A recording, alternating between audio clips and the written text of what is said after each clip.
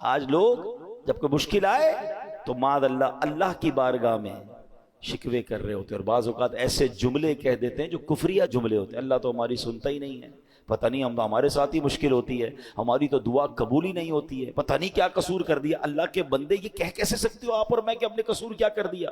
صبح و شام قصور کر رہے ہیں، ہم تو سراپا قصور ہیں۔ سچ بات بتاؤں، اگر مجھے اور آپ کو ہمارے اعمال کی سزا ملنا شروع ہو جائے نا تو ہم تو مارے گئے۔ مجھے ایک بات بتائیں، اللہ نے آنکھیں کس لیے دی ہیں؟ کیا آنکھیں اس لیے دی کہ اس سے حرام دیکھا جائے؟ انصاف تو یہ ہوتا کہ بندہ حرام دیکھتا تو اندھا کر دیا جاتا۔ بھائی آنکھیں دی تو نہیں تھی نا اس لیے۔ آپ کیا کرتے ہیں اپنے آفس میں؟ آپ نے کسی آفس کے بوائے کو موٹر سائیکل دی یا سفر کے لیے گاڑی دی یا موبائل فون دیا کہ بیٹا یہ کام ہے، تم اس چیز سے یہ کام کرنا، اور آپ کو تھوڑے دنوں بعد پتا چلے کہ جو میں نے فیسلٹی دی ہے وہ اس کام کو تو کر ہی نہیں رہا، میری فیسلٹی کو یوز کر رہا ہے مگر میرا کام تو کر نہیں رہا۔ آپ کیا کہیں گے؟ بھائی گاڑی واپس دو، موٹر سائیکل واپس، جب تو وہ کام ہی نہیں کر رہے میں جس چیز کے لیے میں نے تمہیں دی، تو پھر کس بات کی تمہیں یہ سب فیسلٹی دوں؟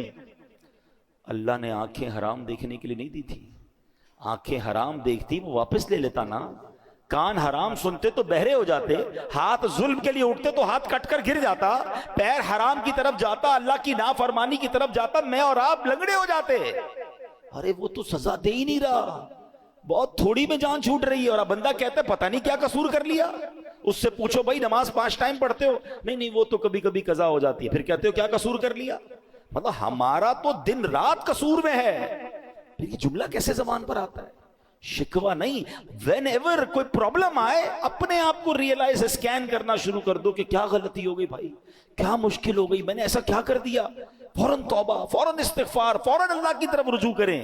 پھر دیکھیں انشاءاللہ رحمتوں کے دروازے پھر کھل جائیں گے۔ اللہ اکبر۔ ایک بار مسلمانوں کے پہلے خلیفہ حضرت ابو بکر صدیق رضی اللہ تعالیٰ عنہ نے بارگاہ رسالت میں عرض کی، اللہ پاک قرآن میں فرماتا ہے جو کوئی برائی کرے گا اسے اس کا بدلہ دیا جائے گا۔ تو حضرت ابو بکر نے کہا حضور ذرا یہ آیت کے بارے میں بتائیں، اس کا مطلب کیا ہے؟ تو نبی پاک نے فرمایا غفر اللہ لکا یا ابا بکرن، اے ابو بکر اللہ پاک تیری بخشش فرمائے۔ اے ابو بکر کیا لوگ بیمار نہیں ہوتے؟ کیا انہیں رنج نہیں پہنچتا؟ کیا وہ غمگین نہیں ہوتے؟ کیا پریشانیاں نہیں آتی؟ عرض کیا کیوں نہیں، یہ تو سب کچھ ہوتا ہے۔ فرمایا فہوا ما تجزون بہ، پس یہ ان کے اعمال ہی کا تو بدلہ ہے۔ یہ جو بیماری آئی، ٹینشن آئی، غم آیا، خوف آیا، کاش ہم یہ بات سمجھ جائیں۔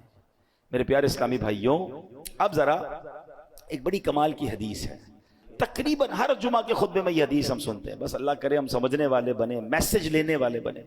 کیا حدیث پاک ہے؟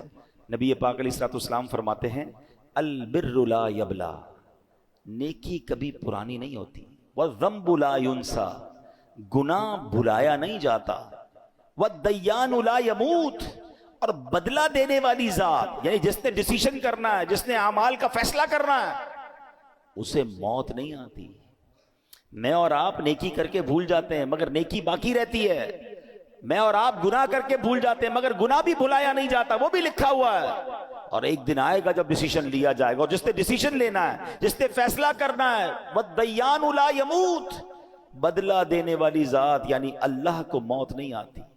مگر اس حدیث کا جو اگلا پارٹ ہے نا، وہ ہمارا ٹاپک یہی ہے، اعمل ما شئت کما تدین تدان، جو چاہو کرو، اعمل ما شئت، جو دل چاہتا کرو، کما تدین تدان، پھر جیسی کرو گے نا ویسا ہی اس کا اجر پاؤ گے، ویسا ہی اس کا بدلہ ملنا، ٹٹ فور ٹٹ ہے نا، جیسی کرنی ویسی بھرنی۔ وہ کہتے ہیں نا فارسی شاعر، گندم ز گندم جو ز جو، از مکافات عمل غافل مشو، کہتے ہیں گندم بیج کر گندم ہی کاٹو گے، جو جب ڈالو گے بیج تو جو ہی کاٹو گے۔ دنیا میں مکافات عمل ہیں، یعنی جیسی کرنی ویسی بھرنی والا قانون جاری ہے، اس سے غفلت مت کرو۔